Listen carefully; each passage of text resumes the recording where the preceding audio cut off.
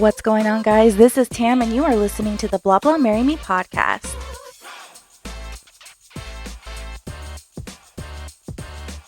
Thank you guys so much for listening wherever you're listening, whether that's on Spotify, iHeartRadio, iTunes, or Stitcher. I always appreciate a rating on any of those platforms and also any shares. So, thank you guys so much for listening. This would be episode 2 of the Solo Show, episode 28 of the Blah Blah Marry Me podcast. So, today we are going to be talking about dating standards and manifestations. Crap, I forgot to. Okay. We're going to stop right there, and then I need you to put in this part before I say that. You know what? I'm just going to redo it. Okay. Hi, guys. Thanks so much for listening today, wherever you're listening, whether that's on Spotify, iHeartRadio, iTunes, or Stitcher. Super appreciate you guys leaving me a rating on there and any shares. I just really appreciate all of you guys tuning in. I'm coming to you live today from my new podcast space, Tam's Corner. It's in my room. I actually am starting to record my episodes and uploading those on YouTube. And if you see today, I have redecorated my area for Halloween. So, anyway, if you are interested at all in seeing what I look like filming these episodes, I talk a lot with my hands, and that doesn't come over over sound very well. But anyway, if you're interested, if you head to actually, our IG is probably the easiest at Blah Blah Marry Me. There's links in the bio, and you can click and see our YouTube channel. And I keep saying our, like rap's still here. That's going to be weird. Anyway, but it has links to the YouTube channel and a bunch of other stuff on there. So if you're interested, I am going to be uploading this episode to YouTube today. So anyway, let's go ahead and get started. This is episode 28. And today we're going to be talking about dating standards and manifestations. And I know it's kind of a little touchy-feely. Manifestation word is kind of interesting for me. But anyway, I just want to kind of dive into a couple of things that I've kind of learned and things that have been really thought-provoking for me through this process. So, yeah, so let's go ahead and just dive right in. So, last week I talked about kind of like what the journey was going to be for me and blah blah moving forward, and what I'm hoping to also learn about myself and then share with you guys as well. So we talked about dating apps and all these other things I was interested in. So but I'm going to start from I don't want to say the beginning, but just kind of again just reintroducing myself because myself without rap and doing this, kind of starting again, just want to get reacquainted. So I am single. I am 33 years old, living in Houston.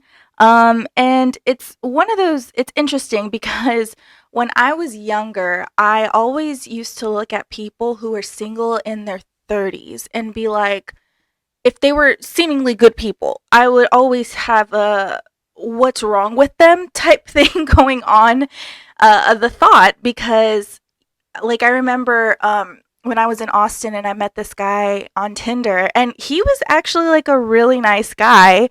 um it didn't, we just didn't vibe, like we were looking for different things, but he was 33. Oh my gosh, he was 33 at the time, so I was in my mid 20s maybe. And I remember him being like, we were talking and getting to know each other, and he was 33. He had no kids. He had a really good job. He seemed pretty stable and all these things. And I remember, I can't believe I said this. I was like, do you realize you're like a unicorn? Like, guys like you don't really exist in their 30s for nothing. It's kind of like, so then my thought, I was like, is there something wrong with him? Is there?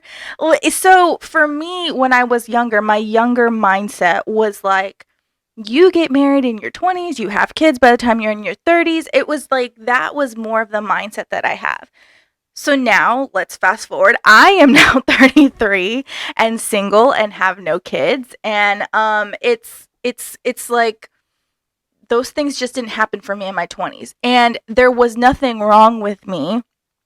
I think that I was just not open to that kind of seriousness and intention in my 20s, and so I just had fun in my 20s.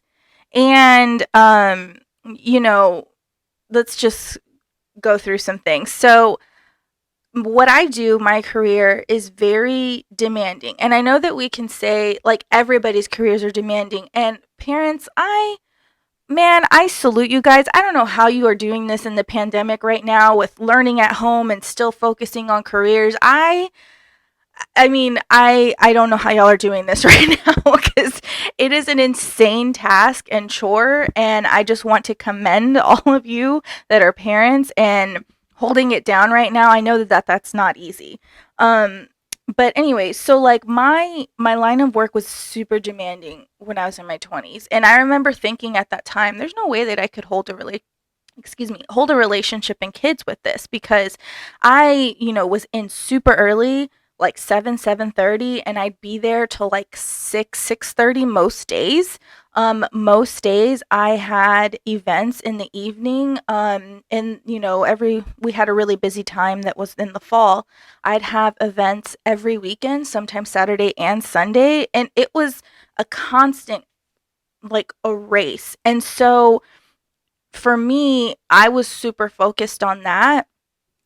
And that's where kind of my 20s took me. And my 20s actually were super scattered and crazy. Excuse me. Because so let's see. I graduated from college in 2009. And there was a wonderful recession going on at the time. So I wanted to stay in Austin. That was my intent, but it wasn't working. I was trying to find a job and I couldn't find one. And so I moved back to Houston, and found a job at a really small school. And I was there and I learned a ton, um, for about 3 years. And at the time, I thought that I wanted a change. I thought that I wanted to work in oil and gas because I live in Houston and oil and gas is huge here. I don't know where we're at with that right now, but at the time I was thinking I wanted to change. I was like, I'm going to be corporate America, like I'm going to make my money. And that's where my mindset was. So I didn't have any experience in that. And I felt like I needed to pursue higher education for that. So I went back to school. So I got into a grad program back in Austin.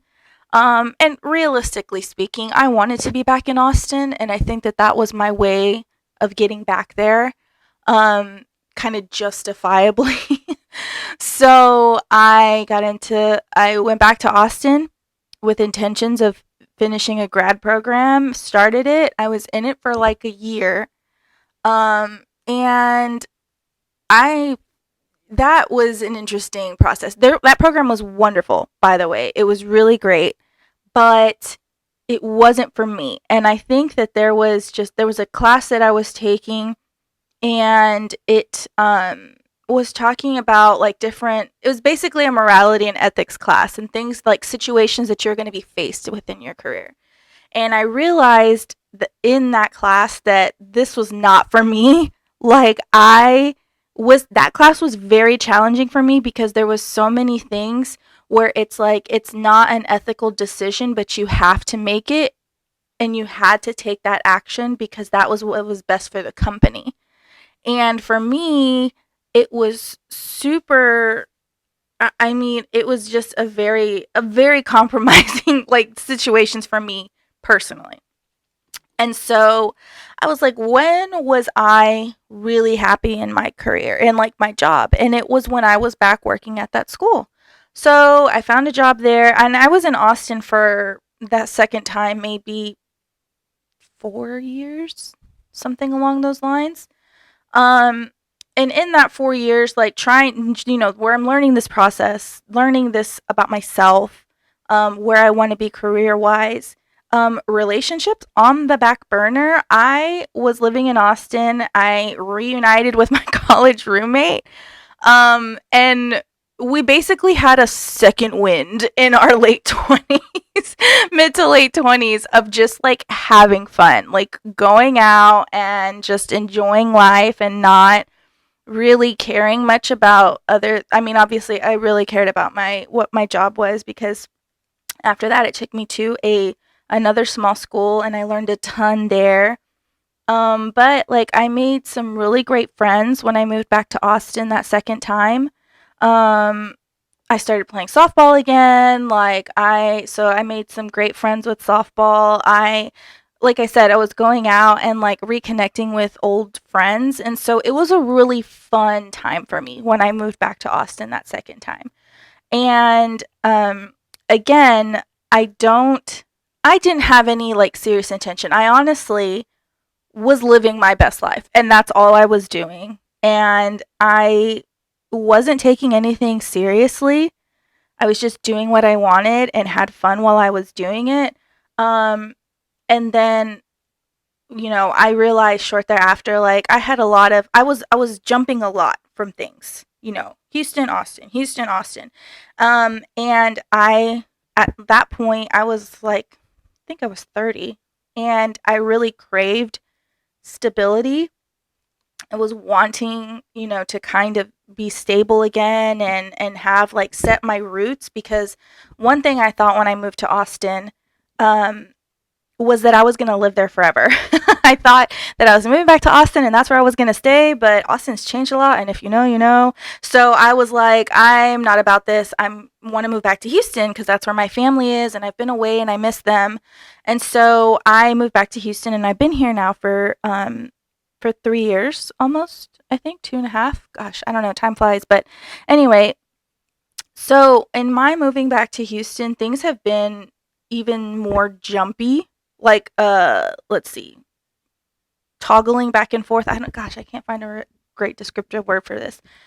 Things have been like riding a wave moving back to Houston because I moved back. I didn't have a full time job. I was just kind of working here and there. And then I finally found a really great job. And then I found an even better job. And then COVID happened. And now I'm here again looking for another job. But in moving back to Houston, even though it's been super, um, it's been really up and down, I don't think I've been happier, like, in my life with decisions I've made as I have moving back to Houston, because I feel like moving here, I have, like, really awesome support system in my family and my friends that I have here that I really never felt. I have not felt this stable. Even with everything happening, have not felt this stable in my life. I don't think so. So, and that took a lot, like, to get here. I've learned a lot about myself in all of these processes, and I've learned what's important to me. So that's Tam in a background nutshell. That's not even a nutshell. I talked for like 10 minutes about that. Anyway, but I feel like that's important for you guys to get like a well-rounded picture of why I am, or why how I've gotten to this point in terms of relationships and myself awareness and everything involved. So, in like I said, in my 20s, I was just kind of living my best life and doing what I wanted to do for myself. Turned the corner, got to 30, moved back to Houston, and I really don't feel like I was ready to accept a relationship until I got here. And I had not many, but like I think I said two in that first one, and those were in my 20s, and yeah, like those were super big learning experiences for me. And I'm pretty grateful for them, to be honest, because I learned a lot about myself in those relationships and those processes, because I've learned what is important to me, what I will and will not accept, and what I am looking for in a partner. So I try to look at relationships and people as learning experiences. And I really honestly, I believe this wholeheartedly that people are in your life for two reasons. And one reason is that they are going to come in and they're going to stay. They're going to enrich your life. They're going to be there for you and, excuse me, become that support system for you. Or they are going to come in and out, but they are going to teach you something in that process of them coming in and out. And so that is like some things that I've really learned about myself and like what I am looking for in relationships moving forward. So, last episode, I talked about that I applied for the Married at First Sight casting here in Houston, and I keep laughing about it because I still can't believe that I did that, but here we are. So, I wanted to talk through that process a little bit just because that gosh, so it was like 60 questions, which I mean doesn't seem like a lot because I know that there are some apps and services that ask for a lot more questions than that. But I want to talk about their questions because they were super, super thought provoking, at least for me. So, I mean, it took me like weeks to finish because I would look at these questions and try and internalize it and feel like or really discern what I was thinking about it. Um and then I would get through like three or four questions like that and it's like, "Oh, I can't talk. I can't like think about this anymore." It's like it's overwhelming for me. But so in the process, I'm Catholic and I used to say it doesn't matter like what if the person was a different religion than me, like that if we could get along and we could make that work. But as I'm like really thinking about this process, so in this process, the Married at First Sight, you are applying to this so that they can find a partner for you to be married. And like I said before, marriage to me is a super big commitment. And if if I am telling them that it's okay that we are a different religion, and I'm a practicing Catholic, obviously, well, lately I've just been going to virtual mass on Sundays, but like my family, we're pretty like devout, I would consider. So if someone was equally devout in their religion that was not mine, and I'm just going to go far left. I'm going to go, they're Jewish or something. And the Jewish religion does not accept that Jesus was the savior, and Christians do. So if they are equally devout in their faith in Judaism and my faith in Catholicism, what is that going to look like in a household? And for me personally, I was like, I don't think that's going to jive with me. I don't think that's going to work because I also grew up going to Catholic school, and I went to Catholic school and I actually went to a Catholic university, which that was not on purpose. They just had things that I like smaller classes and things of that nature that were appealing to me. But like I legitimately went to Catholic school pre-K all the way through college. And so what would I want for my kids? Because for me, in my mind, the person that I marry is also going to be the father of my children. So, our kids, how is that going to work? Like, how are we going to raise them? If I am a devout Catholic and they are devout to Judaism, like, how is that? And I'm not even sure I'm using the terms right. So, forgive me if I'm not using that correctly. But how is that going to work? And for me, I discerned like that's not going to work for me.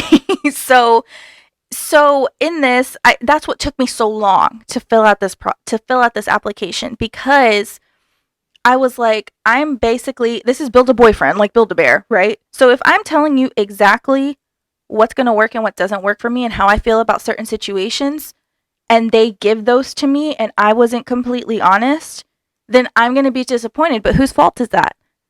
That's my fault because I didn't tell them exactly what I wanted.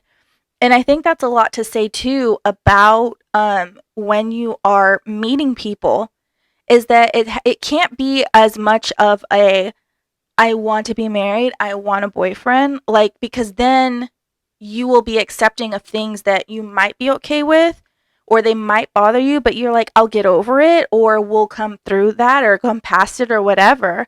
But if you're not really comfortable with it, if that's not really what you want, it's always going to bother you in some way.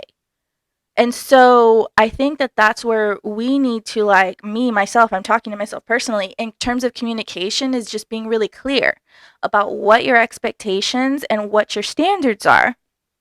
And so, anyway, so the married at first sight process, actually taught me a lot about myself because of learning all of those things about myself. And it's like, so back to the Catholic, how did I end up answering that question? So, I ended up putting that this was a deal breaker for me because they ask you, what are your top five deal breakers? And this was probably top deal breaker for me because it is super important for me.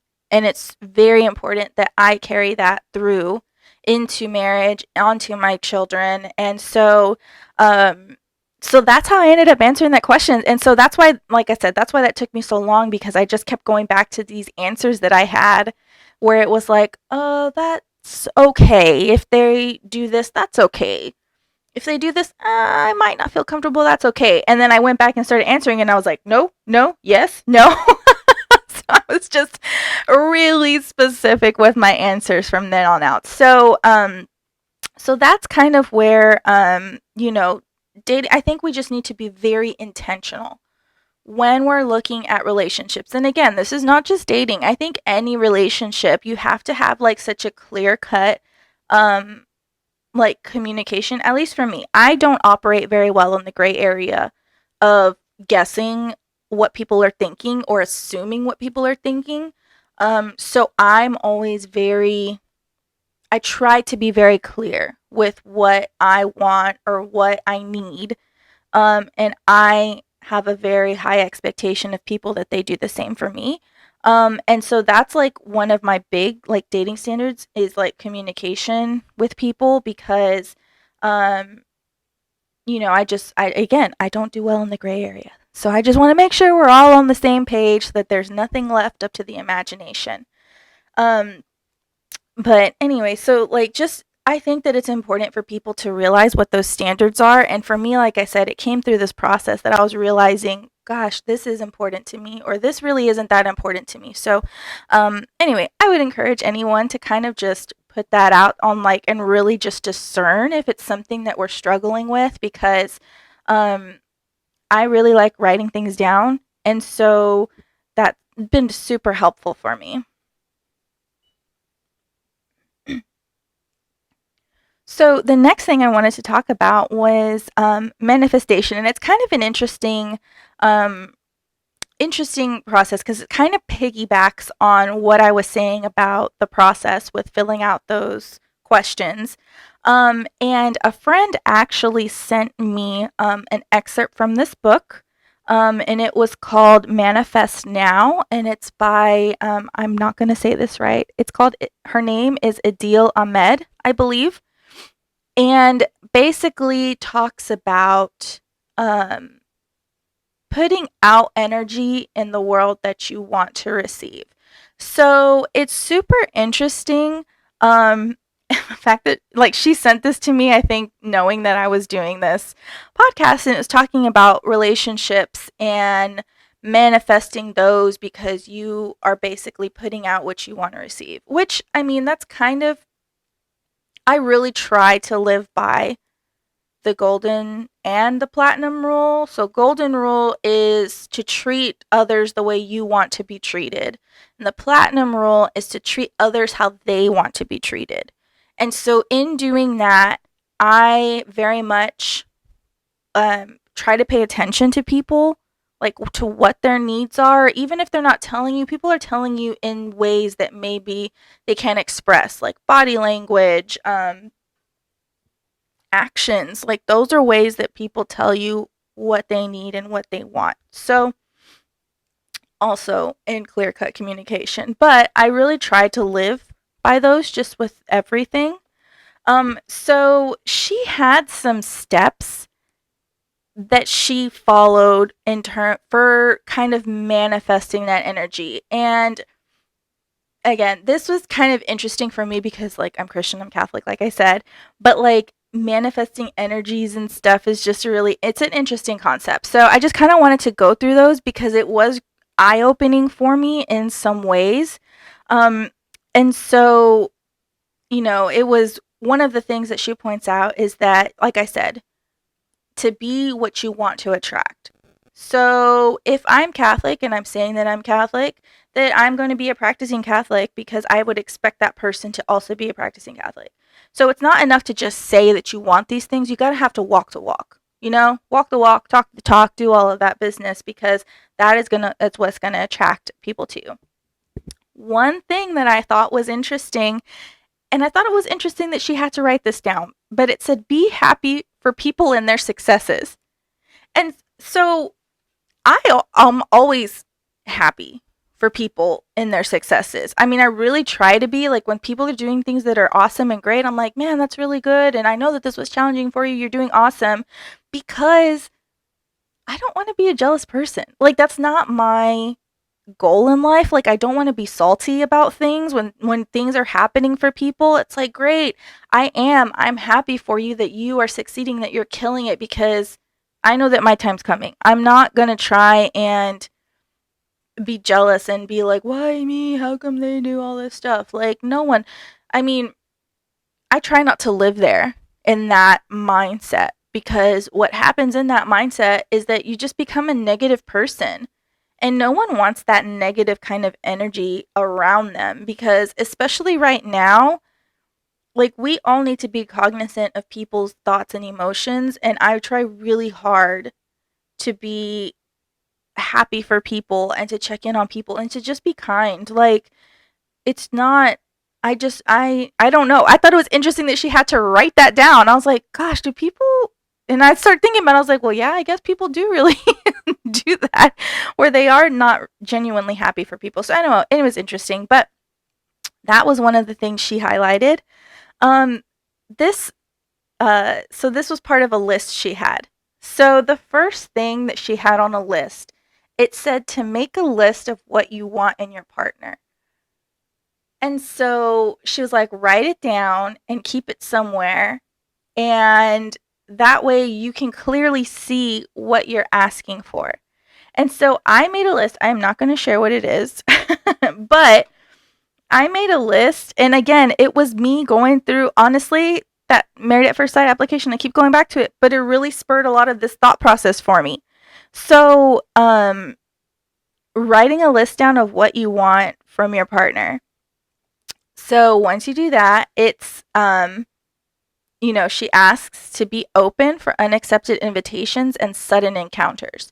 So I think that, well, me personally, would all dream of the Hallmark movie, really, we're on the side of the road and this, tall man comes and changes my tire. I think that that's, only happens in Hallmark movies but I think that's something that I also struggle with. And I think that this opened my mind to that I do struggle with this because um I started following this girl on TikTok and she was talking about avoidant attachment.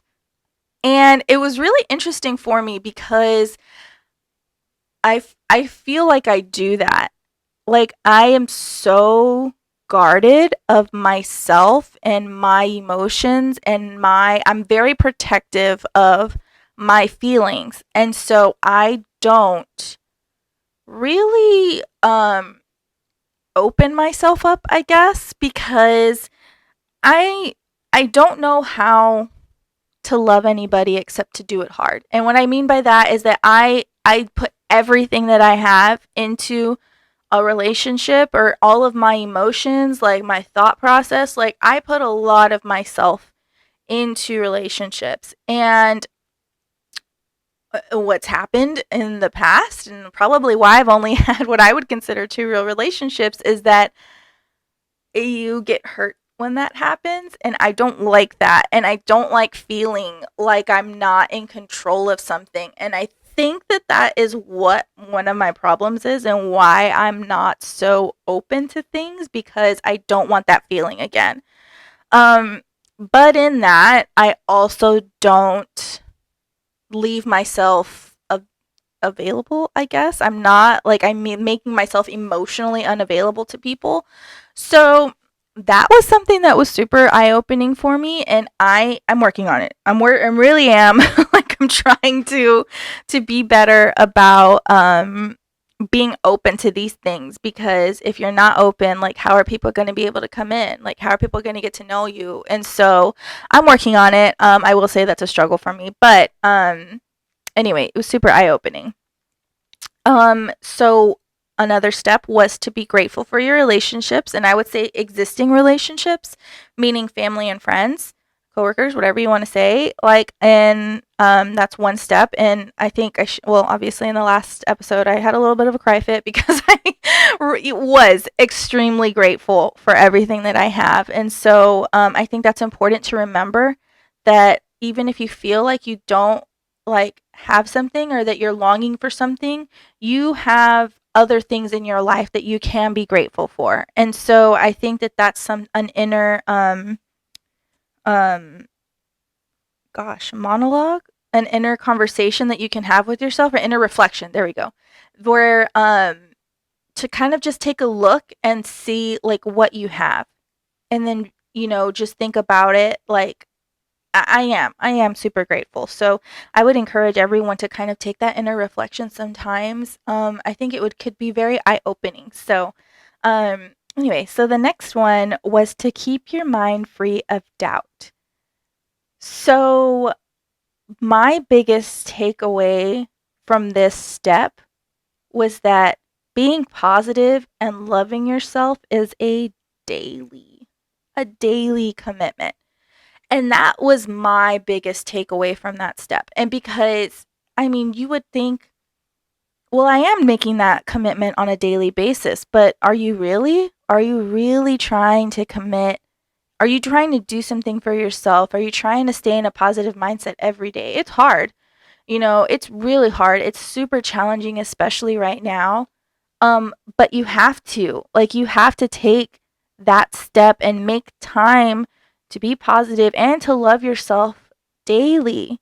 And I think that, it's like, gosh, one more thing. I can't take one more thing every day. But it doesn't have to be something great or something grand. It doesn't have to be a grand gesture.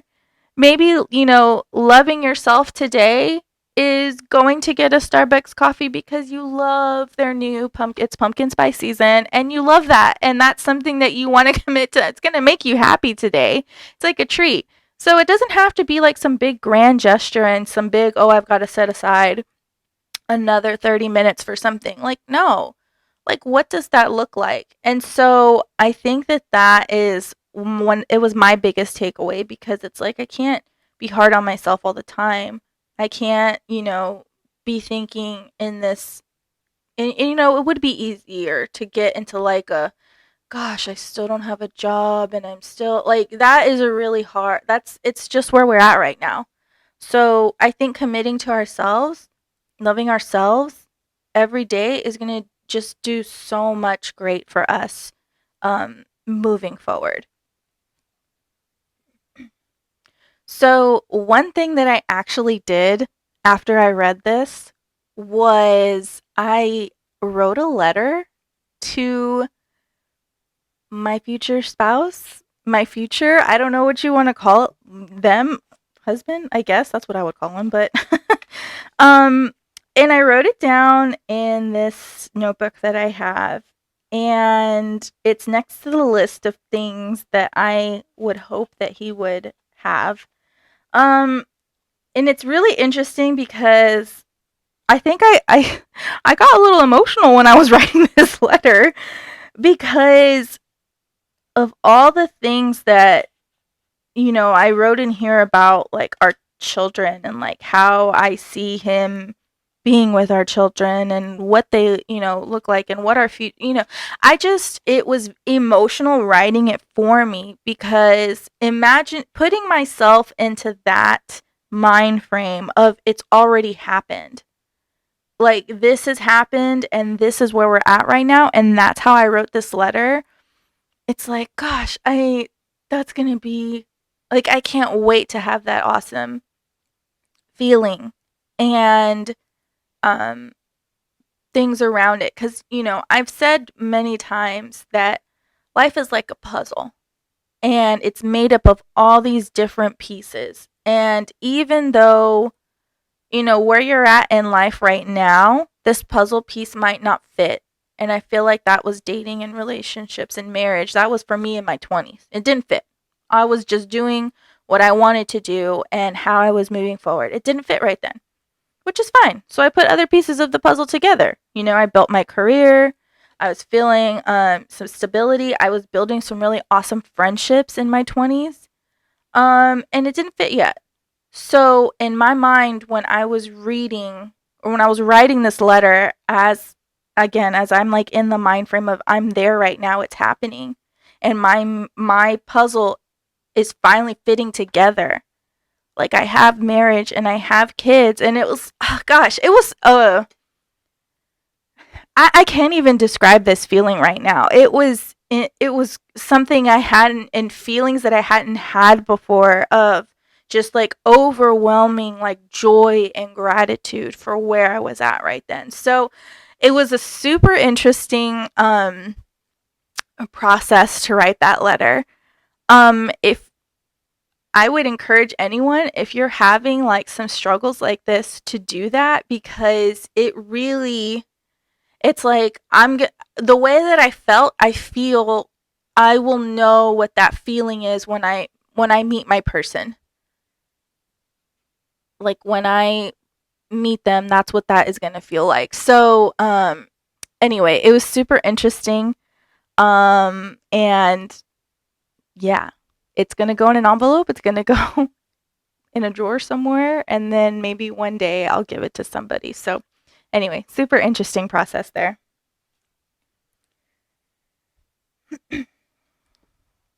Okay, so I want to give you guys one last update. I did tell you last time that I was um, going out on dating apps, right? So I was doing Bumble, I was doing Tinder, and I was doing Hinge.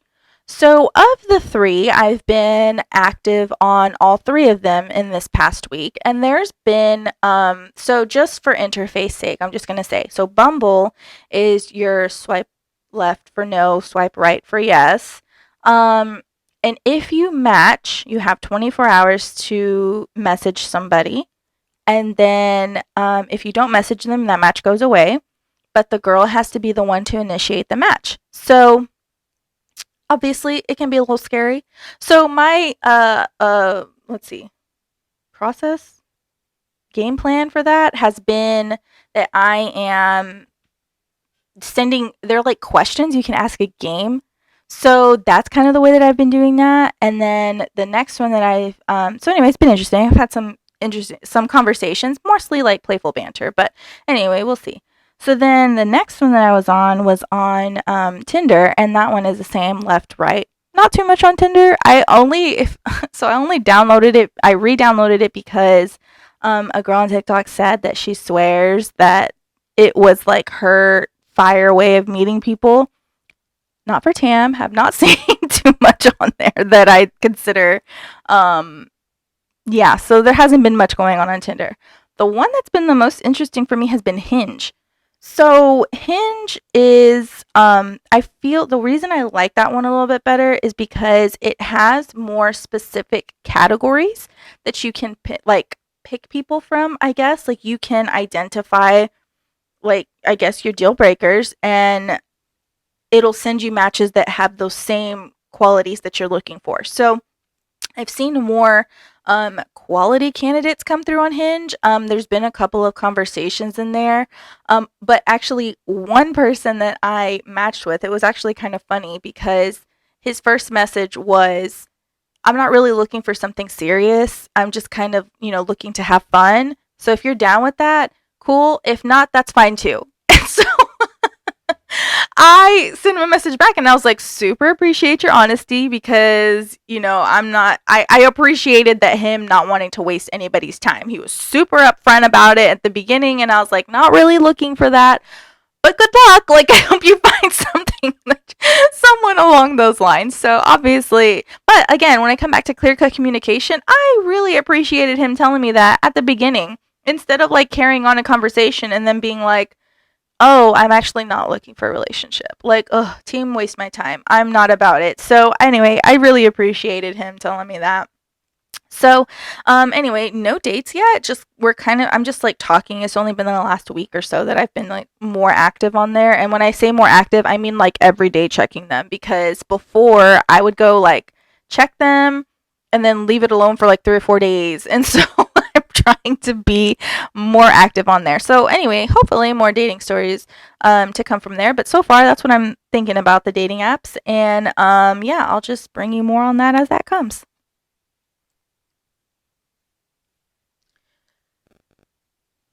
So, let's see, end of the show. So don't be a little bitch. So, my don't be a little bitch is actually it's going to be to myself because I've struggled with this and I'm going to tell myself not to be a little bitch and be more open to people and open to relationships and to receiving because I have a tendency and like I said, I've been super closed off and very guarded and no one's going to get to know me like that. So I need to be open and be accepting and continue to just put out the energy that I want to receive.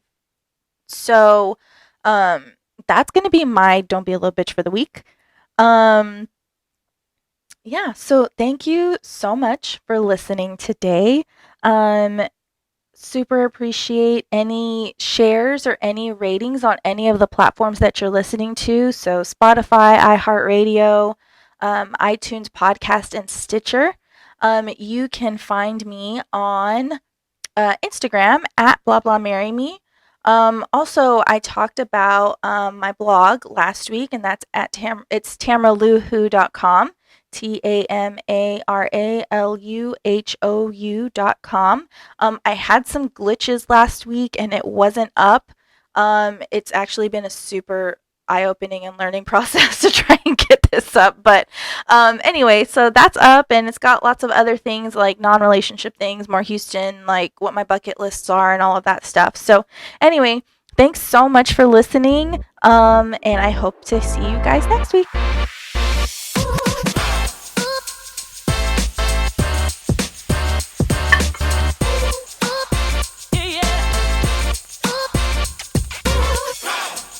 Okay, I think that's it.